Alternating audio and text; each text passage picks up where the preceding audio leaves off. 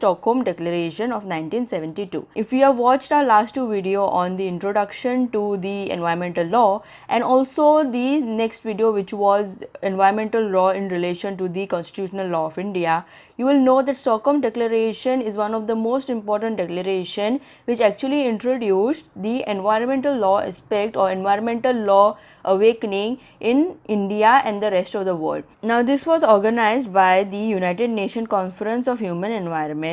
This was considered to be one of the first declaration which was on the protection of the environment.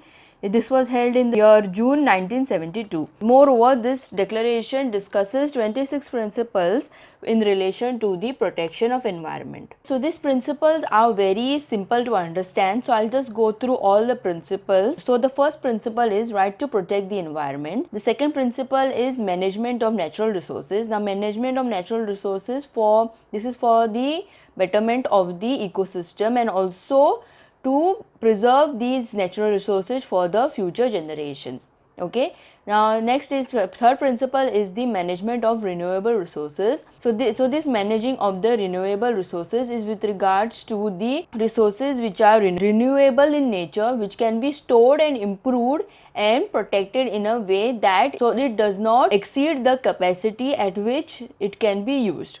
Okay, the fourth principle is conservation of wildlife, that is to protect wildlife. Fifth principle is management of non-renewable resources. Now these non-renewable resources are the resources which cannot be renewed. Therefore, it should be used in such a way that it does not cause danger in the future. Okay, so it does not exhaust the resources and so that it can be used in a sustainable manner. Sixth principle is pollution control. That means to discharge of the toxic substances by filtering it. Okay, principle number 7 states that prevention of the pollution of the sea.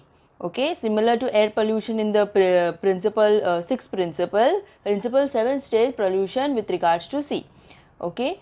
Principle 8 talks about the economic and social development. Principle 9 talks about the underdevelopment and the natural disasters. Principle 10 talks about stability of prices of primary commodity. Okay, so stability of prices is with regards to the earning for the primary commodity and the raw material as the essential to the environmental management. Okay, principle 11 talks about the environmental policies, various environmental policies which have been adopted by various developed and the underdeveloped countries. Okay, principle 12 talks about the environmental protection with regards to environmental protection education.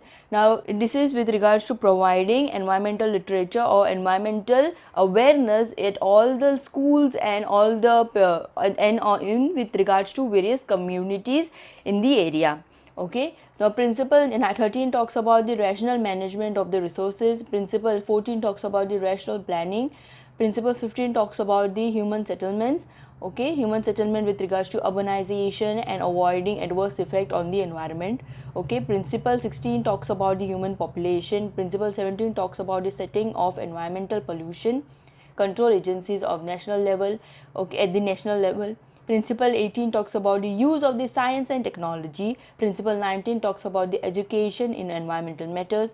Okay, principle 20 talks about the further scientific research. Principle 21 talks about the rights and responsibility of a sovereign nation. Principle 22 talks about the development of international laws. Principle 23 talk about the implementation of agenda by every country. Principle 24 talks about the international cooperation. Principle 25 talks about the coordinated and dynamic role. Principle 26 talks about the ban on the nuclear weapon.